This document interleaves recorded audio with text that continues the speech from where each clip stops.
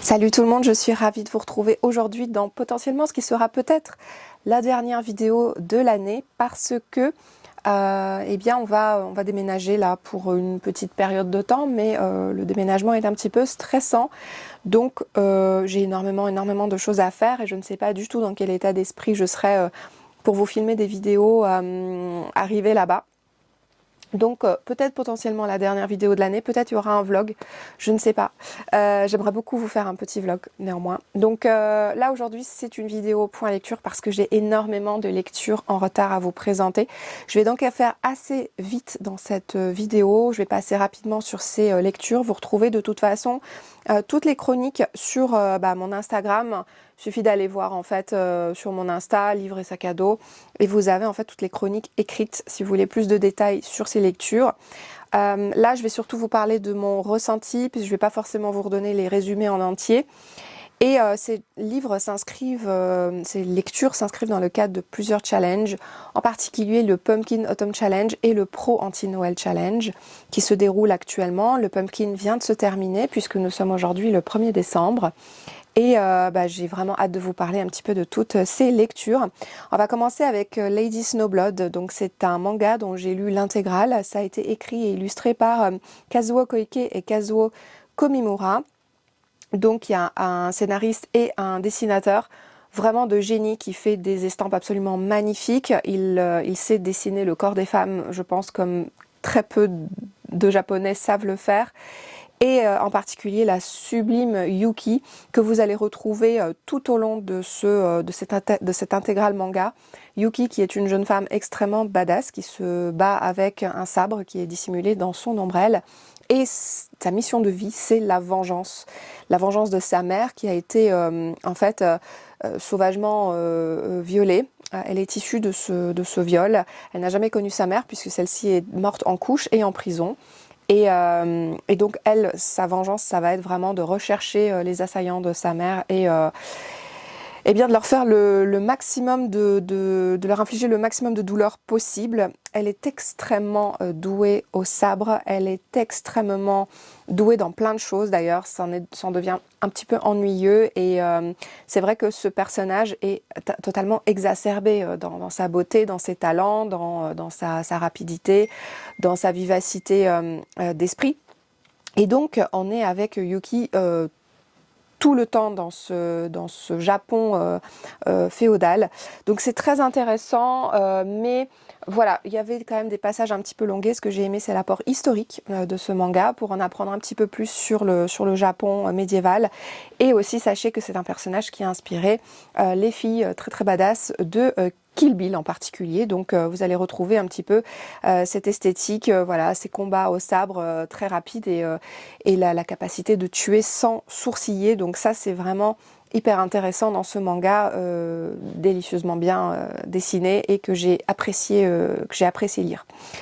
J'ai adoré lire Octobre de Søren Sveistrup, que j'ai lu en fait début novembre. J'ai pas réussi à le caser sur le mois d'octobre, mais j'ai beaucoup aimé ce thriller parce que c'est un véritable page-turner.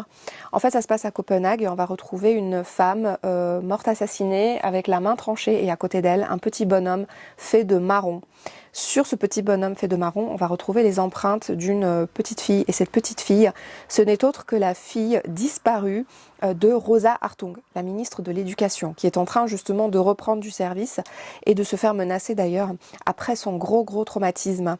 On va retrouver aussi d'autres victimes qui encore plus vont nous rapprocher de la petite Rosa Hartung disparue. Et on est en train de se demander si l'homme qui croupit derrière les barreaux, que tous les indices matériels avaient à l'époque confondu, à l'époque des faits, c'est-à-dire il y a un an, eh bien on se demande si cet homme, ce serait pas la mauvaise personne, le mauvais criminel qui serait sous les barreaux. Donc on va avoir deux enquêteurs, la policière de la police de Copenhague, Tulin, qui débute en fait, et aussi son coéquipier qui vient d'Interpol, qui a certainement fait une bêtise et qui est retrouvé là. J'ai adoré le duo d'enquêteurs qui peut pas se blairer et au fur et à mesure en fait ils vont développer des liens d'amitié et de confiance. J'ai beaucoup aimé surtout la modernité, le cynisme, l'humour de Søren Sveistrup, la manière dont dont l'auteur arrive à nous amener les événements, les nouvelles victimes et la manière dont il dépeint une société danoise extrêmement pourrie, viciée de l'intérieur, notamment avec des personnages masculins, la plupart du temps des suspects, qui sont de véritables porcs et qui dans la vraie vie sont de très bons pères de famille, mais qui derrière ont tous quelque chose finalement à cacher et qui sont absolument odieux. Donc je ne peux que vous conseiller la lecture d'Octobre si vous êtes fan de thriller page-turner, mais quand même avec de la substance, avec du corps, avec une enquête très très bien menée. Et il me semble que j'ai seulement levé les yeux au ciel une fois, où j'ai trouvé qu'il y avait une petite incohérence, peut-être une facilité de scénario, notamment au niveau du timing. Mais sinon, tout le reste, vraiment, c'était brillant et je me suis vraiment régalée dans cette lecture que j'ai terminée extrêmement vite. J'ai beaucoup aimé aussi lire Dracula et la Diablesse Rouge de Béatrice Longulescu, une autrice roumaine, je crois qui vit à Marseille, si je vous dis pas de bêtises, ça a peut-être changé depuis, en tout cas sur la 4e de couverture il est dit qu'elle habite en France, qui voulait dans un roman historique nous dépeindre la vie de Dracula. Je m'attendais à un coup de cœur, ça n'a pas été un coup de cœur, je vais vous dire pourquoi. Mais ça a été quand même une très très bonne lecture pour le côté, l'aspect historique, mais tout de même romancé. Moi j'adore les romans historiques. Et là, j'ai adoré retrouver le personnage de Dracula qui me fascine et que je ne connaissais pas, en tout cas sous ce caractère-là, sous ces traits de personnalité-là. Et j'ai adoré le fait que Béatrice Longulescu lui donne vie dans ce roman, bien qu'on ne soit pas directement avec lui, on est en fait beaucoup avec son cousin, le prince Mériadolt, qui va nous narrer comment Dracula a été emprisonné par les Ottomans lorsqu'il était enfant, ainsi que son père, puis la manière dont sa famille a été massacrée par toujours les Ottomans.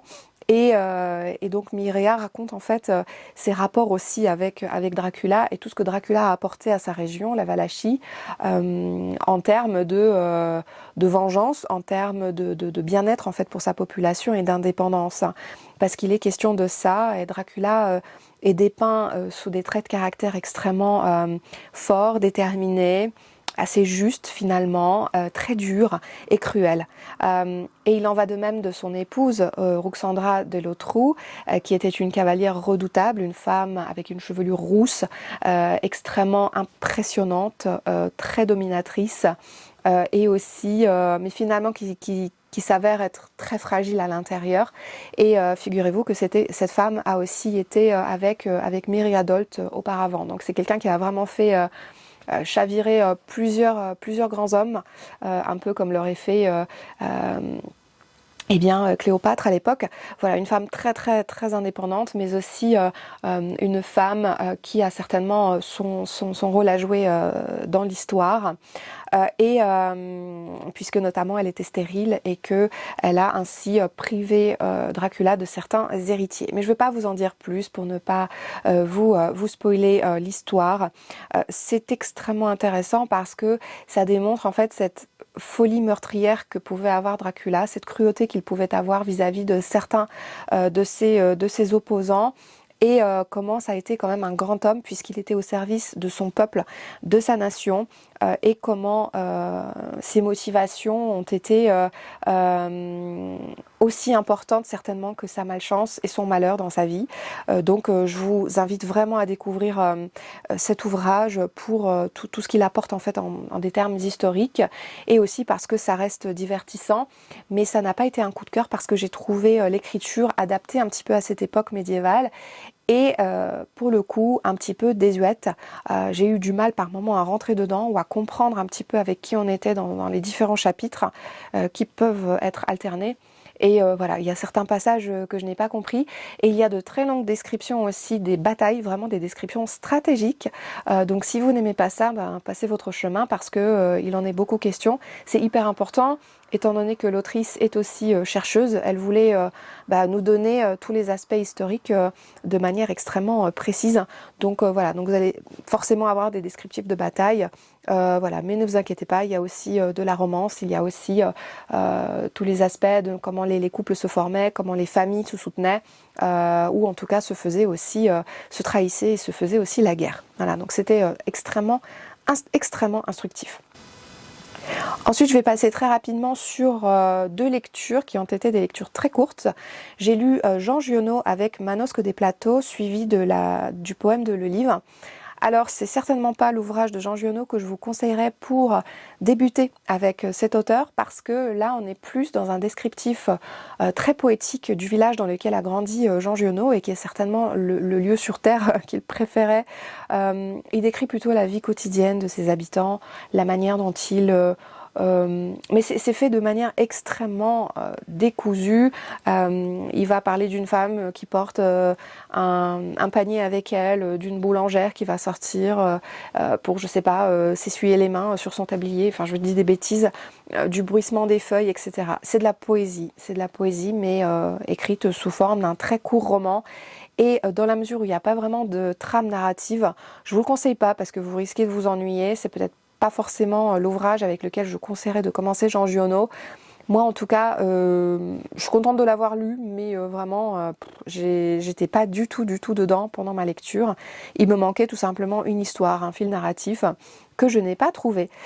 J'ai lu également Eugène Ionesco, La cantatrice chauve, suivie de La Leçon. Donc là, il s'agit de deux pièces de théâtre qui ont été compilées ici aux éditions Folio.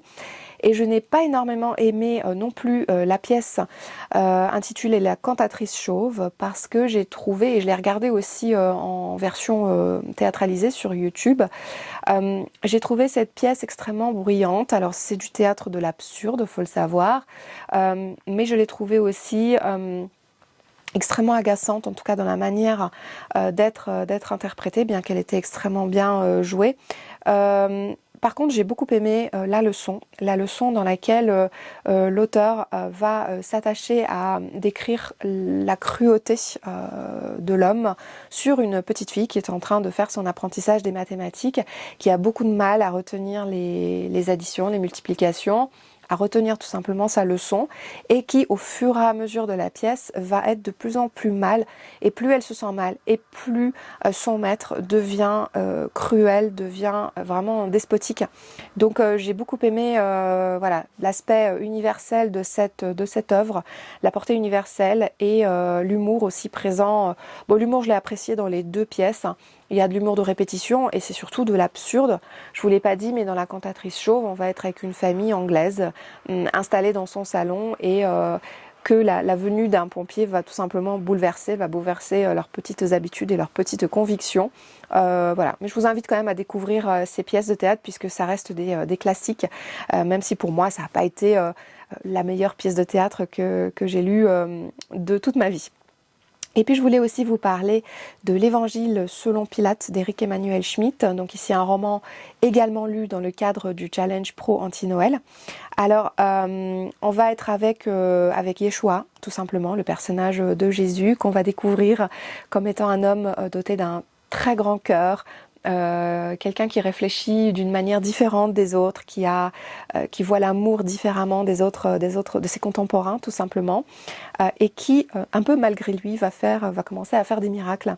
Alors, tout le monde va s'intéresser à lui, sa popularité va être grandissante, et plus sa popularité va être grandissante, et plus il aura envie de s'isoler, jusqu'à effectivement aller se retirer un petit peu.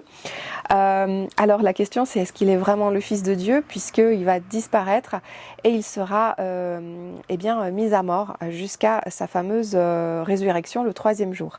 Dans toute la deuxième partie du roman, vous allez suivre Ponce Pilate, qui va se poser énormément de questions sur justement la véracité de ce dernier événement que je vous ai décrit.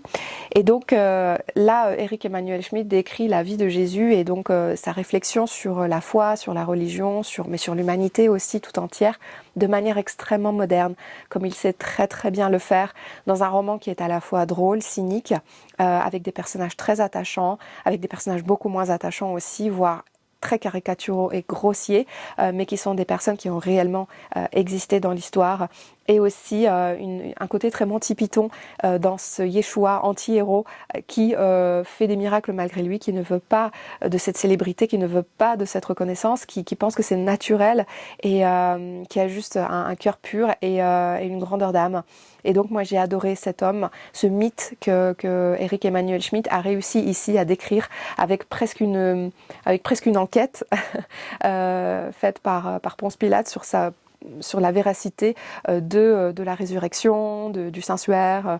Voilà, est-ce qu'il était vivant, est-ce qu'il n'est pas vivant, qu'est-ce qui s'est passé en réalité? Donc moi j'ai vraiment beaucoup aimé cet ouvrage, je l'ai trouvé frais et encore une fois pour moi Eric Emmanuel Schmitt me confirme que c'est un très grand auteur de romans historiques, mais je sais pas, il a toujours cet angle un petit peu ludique, tout comme par exemple dans La Traversée des Temps, qui est une saga que j'apprécie beaucoup, que j'aime suivre, et dans laquelle il va être avec un autre personnage, lequel va traverser en fait des époques, des âges, et il va toujours être question d'apprentissage, puisque c'est un roman d'apprentissage, et il va aussi être question beaucoup d'amour. Donc voilà, donc Eric Emmanuel Schmitt arrive à manier et à mélanger des thèmes très contemporains, très modernes, avec ces aspects historiques et quand même des œuvres à portée universelle. Le dernier ouvrage que je voudrais vous présenter ici dans cette vidéo, c'est un ouvrage de Pierre Bordage. C'est le tome 1 de La Fraternité du Panca. C'est une saga en 5 tomes, peut-être même en 6, je crois en 5 tomes, dans laquelle on va suivre une famille, mais c'est un peu comme une saga familiale. Si vous connaissez La Caste des Métabarons en bande dessinée, c'est un petit peu la même chose. Puisque dans ce tome 1, on va suivre un homme en particulier, puis on va suivre des personnes en fait de s'aligner dans les autres tomes de la saga. Donc c'est fait un petit peu de la même manière que La Caste des Métabarons. On est aussi dans une œuvre de science-fiction, puisqu'on est sur une planète sur laquelle s'est réfugié un des membres de la fraternité du Panca. J'ai oublié le nom du personnage, bon bref, c'est pas très grave, pas très dramatique. Ce père de famille est soudainement contacté par les membres de sa fraternité et il apprend qu'il doit se rendre sur Phaistos, une planète extrêmement éloignée, pour sauver l'humanité parce que toutes les créatures vivantes sont menacées d'extinction et de manière assez imminente. Donc il va devoir entreprendre un immense voyage et surtout laisser sa famille en plan, sa famille qui n'est absolument pas au courant de sa posture, de sa qualité. C'est un peu comme un sage, un peu comme un moine d'une fraternité, d'une fratrie en fait secrète, dotée d'une arme aussi redoutable, qu'il dissimule en fait sous ses vêtements et il va tout simplement devoir se rendre sur Phaistos pour remplir sa destinée et laisser derrière lui sa femme qui a 2 doigts d'accoucher et puis ses 2 autres filles, donc une famille vraiment qu'il aime de tout son cœur. Il va donc partir et entreprendre ce très long et fastidieux voyage et on va retrouver aussi un garçon qui va de la même manière partir aussi sur Phaistos avec sa famille pour d'autres raisons que je vous laisserai découvrir. Et les 2 personnages vont se rejoindre à un moment donné sur le vaisseau. Voilà, je ne veux pas vous en dire plus pour pas vous spoiler, parce que finalement cet ouvrage est assez linéaire. Il va s'agir vraiment de ce long voyage, mais il y a quand même énormément de choses, énormément de rebondissements, parce que la vie de notre personnage principal est en danger.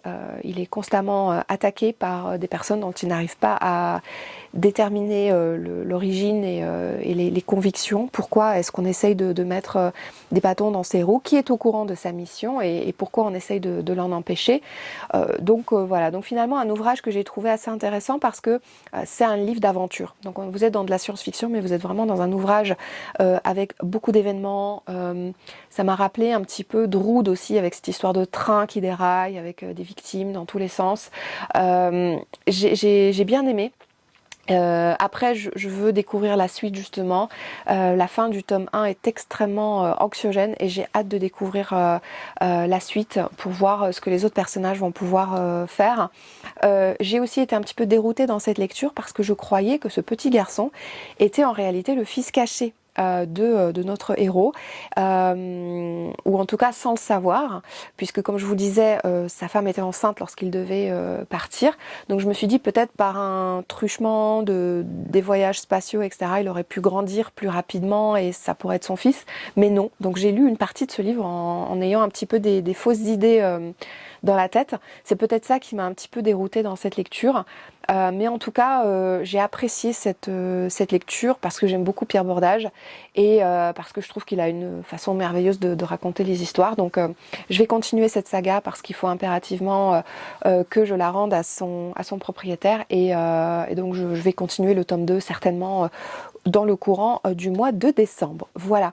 Bah écoutez, c'en est tout pour cette lecture. On est à jour aujourd'hui, au 1er décembre. Et peut-être dans un prochain point lecture, je sais pas, peut-être fin décembre, début janvier, je vous reparlerai un petit peu de ce que j'ai lu encore et toujours pour ce challenge pro anti-Noël. Désolée pour la luminosité, hein, on est en décembre, donc forcément il n'y a pas beaucoup de lumière. Et j'espère que vous aussi de votre côté vous faites de très très bonnes lectures. Merci d'avoir regardé cette vidéo jusqu'au bout et à bientôt. Ciao!